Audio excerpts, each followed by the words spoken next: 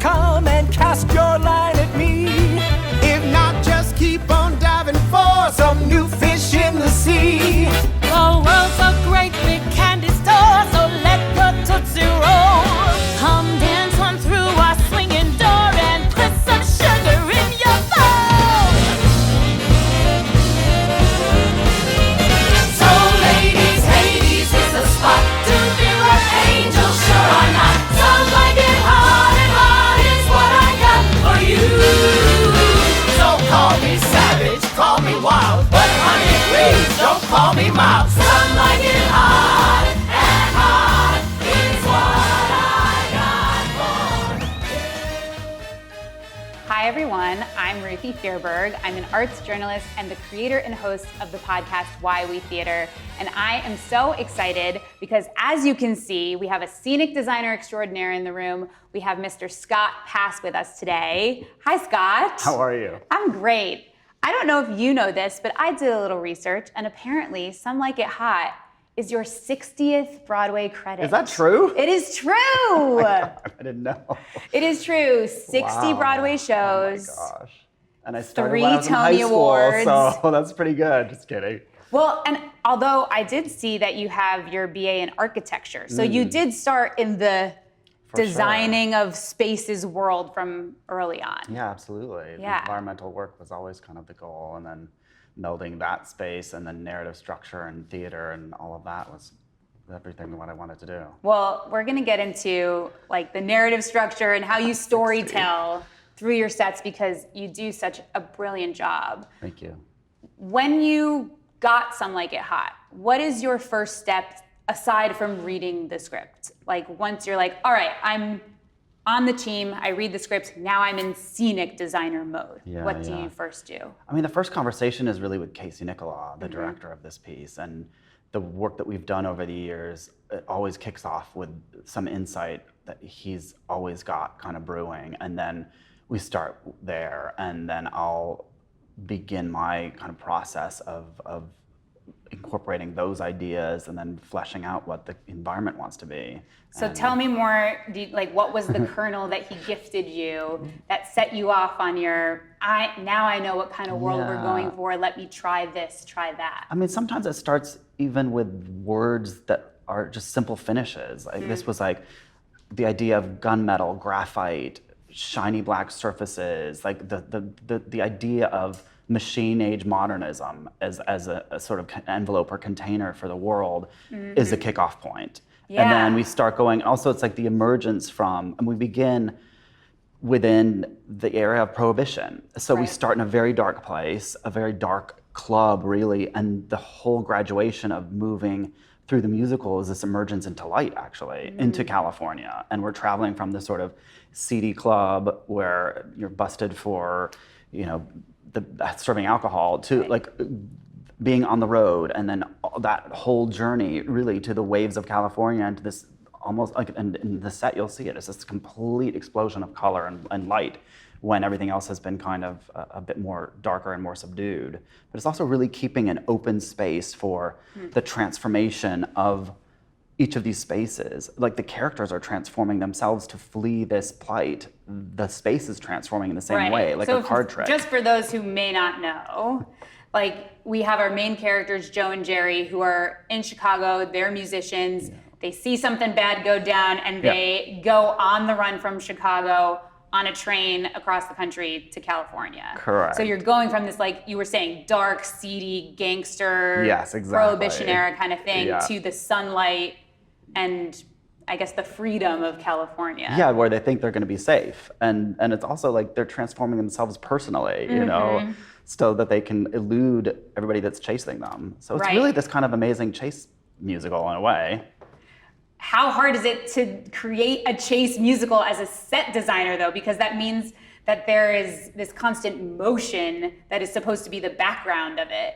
Well, when you've got the brilliance of Casey Nicholaw, who is taking on that motion choreographically as this sort of huge engine for all of this, that's the first and the most incredible gift. And that's the most important aspect of this. And then the scenic design is kind of following along with that, sometimes creating it, sometimes jumping ahead of it, sometimes things are careening across the stage in the case of this train here, and then revealing. It's constantly about, I think, compression and expansion of space for me, which is always throughout a musical, that journey that we're shaping spaces on stage that are not consistently the same. We've got intimate moments, we've got large scale dance numbers, and it's kind of keep the audience enmeshed and kind of transfixed with how that journey is happening, because we're doing this literal journey from Chicago to San Diego, but also the journey of these characters who have transformed themselves to elude capture and death. And it's the play is the transformation of the environment is another character. I was just gonna say, sounds to me like so much more than time and place. Yeah. Right? Yeah, You're really also capturing the emotion of these characters and what they have to go through in the set. I hope so. I hope that's the case. And I think that what's exciting about it is Casey's approach, along with Natasha Katz and Greg Barnes, who are just both legends. And the idea of Natasha being able to transform the space with light. There's so much internal lighting here so that we can be shifting personalities. We can use the space as a musical button for a number, but we can also then create the environment of the intimacy and the underground aspects as well by removal of light. And then just add these, even when I put the costumes characters into the model, it's like it's this blank space until you fill it with those aspects, and then all of a sudden it comes to life. And that's how I view kind of all my work. It's never, I withhold that last bit so that it's fulfilled when the characters and the actors are on stage. Yeah, that makes total sense. So coming out of Prohibition era, this musical is really set in the 1930s. Yeah.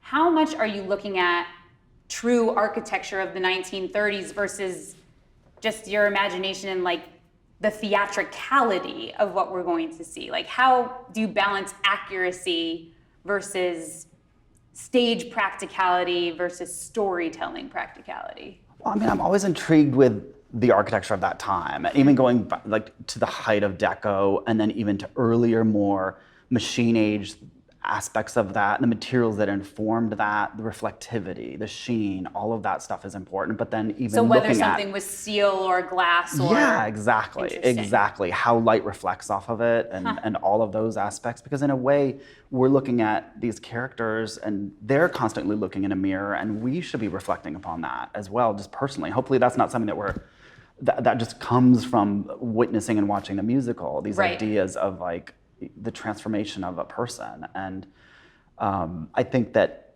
some of the decorative elements here are certainly inspired by existing architectural pieces, especially New York, one of these incredible like bastions of like Art Deco architecture. Yeah.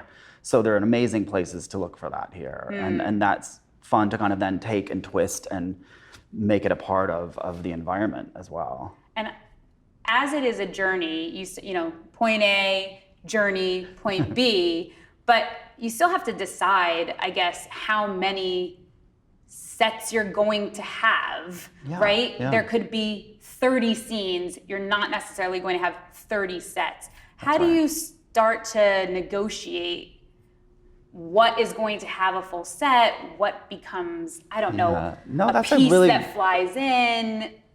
It's a really good question. It's a really good question.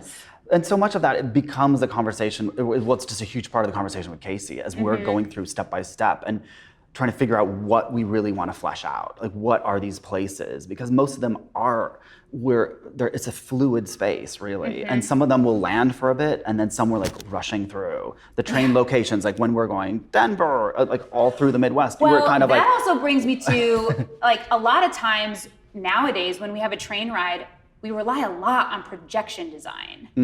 And as far as I know, you're not gonna at least use projections in that way of like, here is a famous building in Denver that you would recognize and, you know, just project that onto the back. How are you creating those different destinations? Not at all. And you know, you could always do that, like, here's the map and follow the train kind of thing. No, we're not doing that at all, actually. In fact, we're landing in these places and the band is rehearsing, getting ready for this show, and when they arrive in Coronado and San Diego, and it's really just kind of staying focused on them as opposed to taking our attention away from them. And I feel like projection can be such a great support system. For us, it's more like really staying with those characters. So much of our sort of journeymen and our kind of like I want to say like the captains and people that are leading us through here, Sweet Sue, we're constantly keeping in check, and that like how they're transforming along the journey, what their anxieties are, what's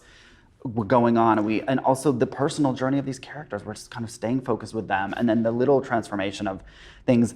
We are like very quickly passing through these towns. We have like a rehearsal, and then we'll bounce to another sequence, and then we're back in that space, and then we're in another town. I hope that the fluidity of what we're doing on stage with the choreography is keeping that perpetual motion going. It sounds like, and this should be the case always, but it sounds that especially in this show, it's a set that is supporting performers rather than performers filling onto, a static building. I hope that's the case. I mean, Yeah. that's certainly the intention, is to really give them a playground. Yeah. And then give them a playground with a lot of character, and even just by like bringing some lights down, bringing tables on, we can quickly go from the train, which is moved off, and then you into a space. Right, containing versus rehearsals expansion. happening. Exactly. So tell me a little bit more about what exactly is going on in here. What point, is this the very beginning of the journey? It's pretty early, yeah. Okay. We've just left the club, and Joe and Jerry have now transformed into Josephine and Daphne to get on the train and join the all-girl band, and we're ready to depart. And so basically they're meeting their bandmates for the first time, and they got the gig, which is kind of miraculous. Amazing. And But yeah, I we're love getting ready even, to leave. I mean, this has nothing to do with this individual scene, but I'm just looking at the detailing here, that angular structure, the rays of light that it creates, the imagery on the deck, as we call it. Yeah, exactly.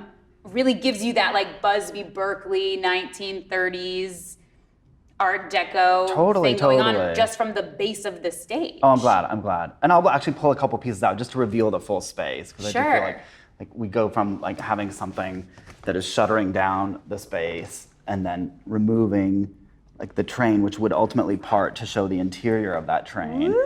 And then you can sort of see, we've got a band on stage. You can see the deco detail. It's a little dark back there, but like there's just a lot of machine age detailing here. Right, that iron. And exactly, and what those lines do, they kind of wrap you into that upstage bandstand, and that becomes a playing area. There's a lot of sequences and scenes that emerge from the doors that are down there underneath that bandstand, and kind of erupting onto the space. So it's kind of like drawing your eye into that whole environment. Right, a lot of moving parts, literally. Yeah, exactly. And, I also heard that the part of the band is going to be, part of the actual orchestra of Some Like It Hot, not Sweet Sue's band, Yeah. is going to be on the stage. So you Yeah. have a bandstand that has to be very practical in that sense. Absolutely. Yeah.